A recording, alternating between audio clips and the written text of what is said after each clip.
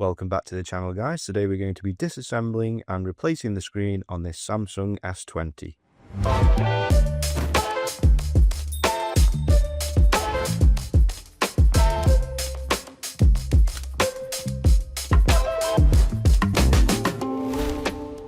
Okay guys, so welcome back. So here we have a Samsung S20. The customer has dropped the phone and broken the screen. I'll just bring the phone closer so you can see the damage. It is hard to see, but there is a crack just going all the way from this side all the way to the top there. So the phone is actually working, but the customer just wanted to go ahead and get the screen replaced anyway, just in case one day it stops working. So the annoying thing about these phones is you pretty much have to dismantle the whole thing to remove the screen. So for that reason, I always just go ahead and get a replacement screen that actually has a frame attached to it. It just means that you don't have to actually pry the original screen from the frame. You just have a pre-fitted replacement screen that's already fixed to a new frame. It does also mean if your current frame is scratched, you'll get a nice shiny new replacement frame as well. So that's always a bonus. So it looks like with mine there are a few included components on the new frame here, including the power buttons here on the left and also the vibration motor there at the bottom. So without further ado, let's go ahead and get this opened up. So before you do anything else, you need to make sure that the phone is completely powered off. So if we just press the power button here, as you can see, it's not coming on because I've already powered it off. So just make sure you press and hold your power button and power the phone off first before proceeding any further. Now, the very first thing you need to do is you need to warm the back of this phone up. Now, a lot of technicians out there will go and use a heat gun. And as I mentioned before, I'm not a massive fan of heat guns. If you're not careful, you can end up doing a lot of damage with them as the temperature goes quite high. So instead, I use a heat pad, and you can set the temperature to whatever you like, and you can rest assured that it won't actually go above that temperature and damage the device. So what I'm going to do, I'm going to bring over the heat pad and we'll get started with getting this open. Okay then guys, so I've brought over the heat pad. So just before we actually get this warmed up, I just want to touch on a few points here. So as you can see, this particular customer is a big BMW fan. But more importantly, I actually don't think the S20 came in a black variant like this. I know they had a cosmic grey variant. However, I'm pretty sure they didn't have the full black version that they've got here. So that leads me to believe that the back on this has actually been replaced in the past. Whether that means anything else inside has actually been touched, I'm not sure. Guess we'll find out when we open it up. But obviously, with the stickers being on this, I'm going to have to be careful with how much I warm it up, because I imagine it will actually affect the stickers if I warm it up too much. So what I'm going to do first, I'm going to turn the phone over and I'm going to turn on the heat pad. I have a feeling because the back has been removed before, it's probably going to be a lot easier to remove than when it was originally sealed from the factory. So I've just got mine on 45 degrees here. Now with yours, I imagine you'll want to go quite a bit warmer, probably around about the 70 to 75 degree mark. So we'll just give this a few minutes to warm up, and then I'll rejoin you once you're ready to take the back off.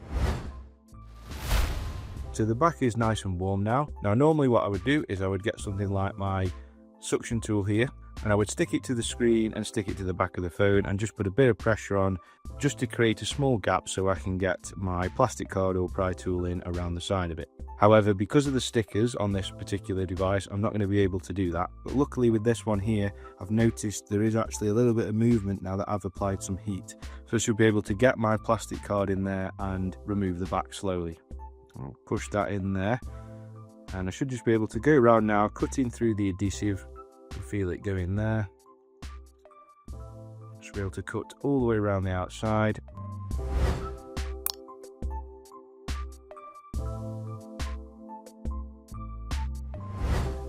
Okay, and once you've gone all the way around with your card, you should find that the lid just pops off like so. Now, looking at the back of this glass, it's pretty evident that this isn't an original back glass. This is an aftermarket part, but still pretty cool that they managed to get a black back on the original S20. So now that we've got the back off the phone, the very first thing we need to do is to remove the wireless charging coil here. And to do that, you just need to remove those 3 and those 2 screws there. So we'll just go ahead and do that first.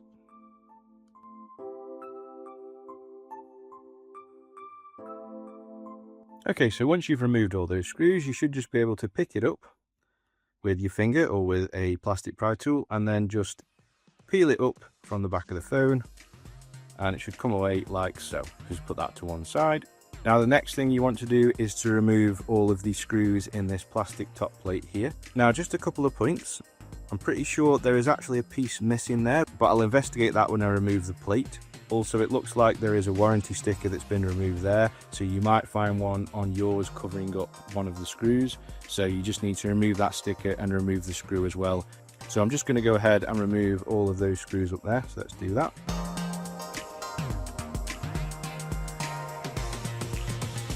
Okay, so once you've removed all the screws, you should just be able to remove that piece of plastic, as it should be loose like that. So where I said there was a piece missing there at the end, I can see that it is actually broken off. So since there wasn't a warranty sticker there on the middle, I'm going to assume this has been removed previously and that has actually been broken off. But it isn't going to affect the functionality of the phone, so we're okay with that. Okay, so now we actually need to disconnect things. So before we start disconnecting any other cables, we need to disconnect the battery cable, which is this one here. So you just need to get a plastic pry tool underneath it and just lift it up like so. So now that we've disconnected the battery from the board, it's safe to go ahead and start disconnecting other things. So first we'll disconnect the power button and volume flex cable, which is that one there. So we'll just get my pry tool under that. And next we will disconnect these three cables here going down to the daughter board, so I'll do that. So now we want to disconnect the front camera, which is that one there. And we can actually remove the front camera as well if we want now. And if yours isn't loose, then I recommend just carefully using your pry tool just to ease it away. And all you have to do is just get underneath it there. And you can actually use the cable if you want, just to grab it there. And as you can see, it just pops out. And so we can put that to one side. There's also a flex cable just here in the middle that's quite hard to see, but it is there. So we'll just go ahead and remove that one. So next, there is a screw in the motherboard just there. So we just want to remove that one, so let's do that. And the final screw to remove is this one here just next to the cameras at the top left, so we'll just do that. Okay, now the final step before we remove the motherboard is, if you haven't already, just remove the SIM tray. So you just need to get your SIM pin and push it in there at the top. And you should find the SIM tray just pops out, and you should be able just to pull it out. So now that you've removed the SIM tray, it should be really easy just to lift the motherboard out. So let's go ahead and do that. I find the easiest place to do it is this bottom left corner here. So if I just get my plastic pry tool, go in underneath and just lift it like so. And then you just want to be careful not to catch any of these flex cables when you're lifting it out of the way. So just tuck them underneath if you want, or lift them up, whatever's easiest. Just going to tuck those out of the way, that one there. And then we should just be able to pick it up. So there you have our S20 motherboard. So we'll just put that to one side. So the next thing we want to do is we want to remove the daughter board at the bottom here. So the first thing we need to do there is to remove all of those screws. So let's go ahead and do that.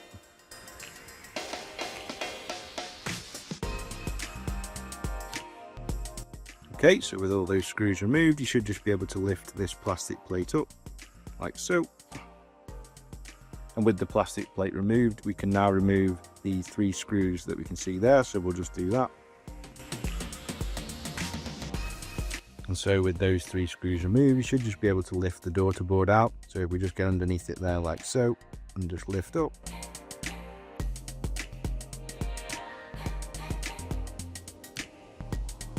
And there we have the charging port board and flex cable, so we'll just put that to one side. And now the very last thing to do with this frame is to actually remove the battery. Now, as you can see, it doesn't actually say Samsung on it, so I'm going to assume this is a replacement battery. And interestingly, it's actually got a date on it from this year, so this has been opened recently. Anyway, let's go ahead and remove the battery. So the battery's definitely stuck in with some kind of adhesive, so I'm not going to try and force it because we are going to reuse this battery, especially since it's so new. So what we're going to do, we're going to use the heat pad again, but again, I'm not going to put too much heat on this because I don't want to damage the battery, and because it's been stuck in with aftermarket adhesive, it's probably going to be easier to remove. So I'm going to put the heat pad back on here, and we're going to put it onto 45, and we're going to leave it for about 5 minutes, and then I'll rejoin you when it's nice and warmed up. So it's been warming up for a few minutes now. If your S20 is still running the original battery, then instead of transplanting the old battery over to your new frame, I recommend instead that you just go ahead and replace the battery, because it is 5 years old at this point and you will benefit from a brand new battery. So with ours, we're going to try and remove it, and I'm not going to put too much force on. I'm just going to see if the pry tool will actually lift it up. So there is a bit of movement in there actually. So I've just stuck my plastic card in, and as you can see, the battery has actually just come free straight away. So that's good news. And as you can see, it's now completely free. So looking at that, there's just some adhesive top and bottom. Just goes to show that really you don't need much adhesive at all for sticking down batteries. So putting the phone side by side with our replacement frame, the only other part that I can see that we need to transplant is the light sensor that's located here. So we're just going to go ahead and remove that. So the frame should still be nice and warm, which means you should easily be able to remove the light sensor. So if I just go ahead and get my pry tool underneath it there.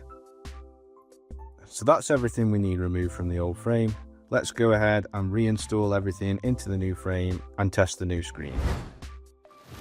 So with the new frame, it's just a case of reinserting all the parts in reverse order essentially. So I'm going to do the same thing with the battery that the previous person did, and that is just stick a small piece top and bottom, and that should be okay just to hold it in place. So as you can see, I've just used 2 thin strips of 3M double-sided tape. If you haven't got any 3M tape, you can just use any thin double-sided tape. It should be fine for this.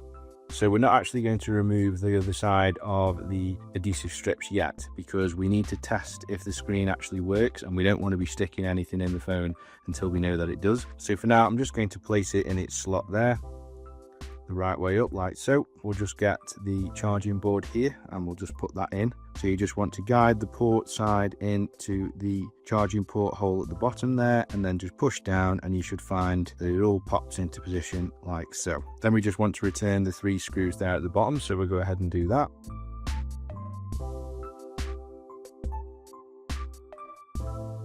Okay, and with those screws inserted, we just want to bring over the loudspeaker, and we just want to put that on top. So once you've put that on, you just want to go ahead and reinsert all of the screws on top of it. So let's go ahead and do that.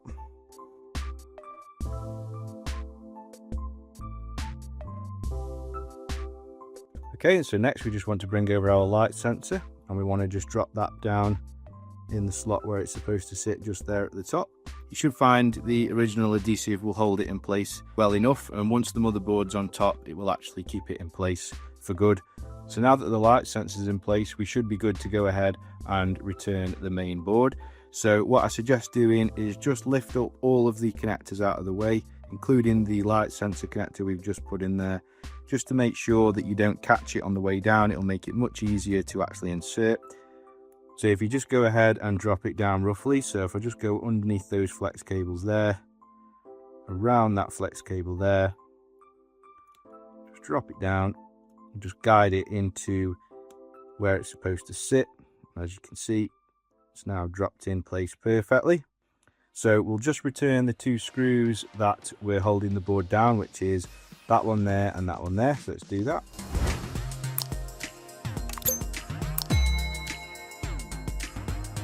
Okay, and so now we can reconnect some of these flex cables, starting with this one here, and then the power button flex cable there, and then these daughter-board flexes here.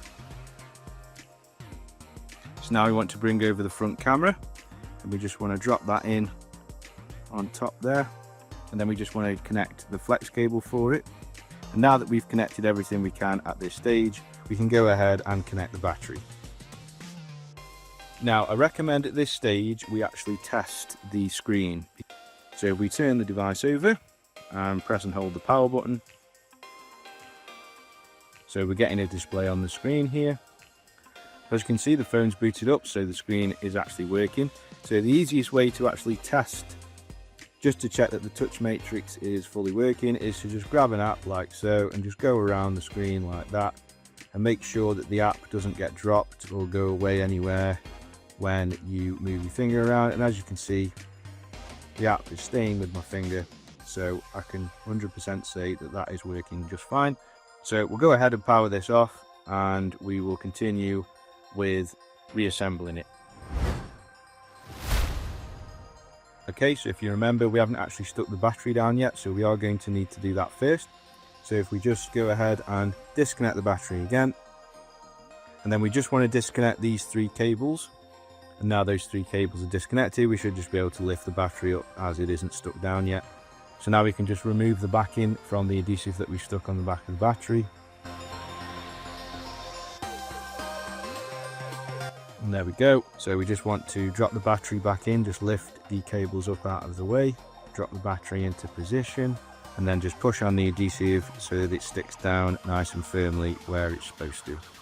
So now that the battery is stuck down nice and firm, we can just go ahead and reconnect all of these cables again, and then just reconnect the battery. And now we can reinstall the guard here at the top. So if we just insert it like so, just from the bottom, just hook it under and drop it down. As you can see, we've still got that piece missing off ours, but it doesn't matter. So once you've put the plastic plate on, you just want to go ahead and return all of these screws that were holding it down. So we'll just go ahead and do that.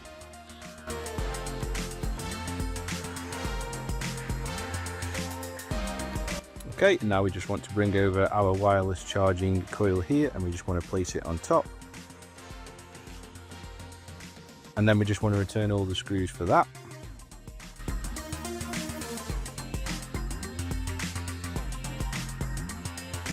Okay, and then we just want to stick down this piece at the bottom there like it was originally. So the final thing to do is to actually reinstall the back plate. You want to check if there's any residue on your back plate. And as you can see, I've managed to clean mine off just fine. There isn't actually any on the phone side, which is quite lucky, but you might find that there is some odd little bits, and you just want to get rid of those first before you try sticking any new stuff down. So I'm not going to be using the same stuff as the battery. I'm actually going to be using some VHB, because this does actually have a curved edge, and I find that sometimes the adhesive struggles with sticking to curved edge phones like this one. So what I'm going to do, I'm going to cut some pieces now, and we're going to get this stuck down.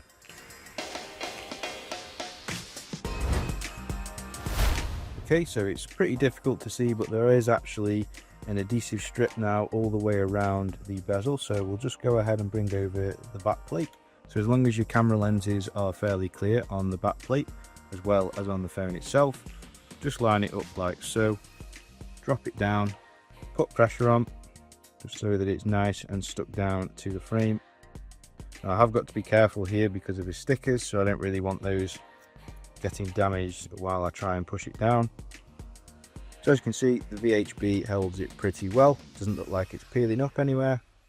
And now we can just turn it back on again and make sure it still boots. So there we go. So yeah, everything's still working, that's okay. I will leave the protective film on the screen until I give it back to the customer. I'll let them remove it themselves. But I hope you've enjoyed the video, guys, and I'll catch you all in the next one.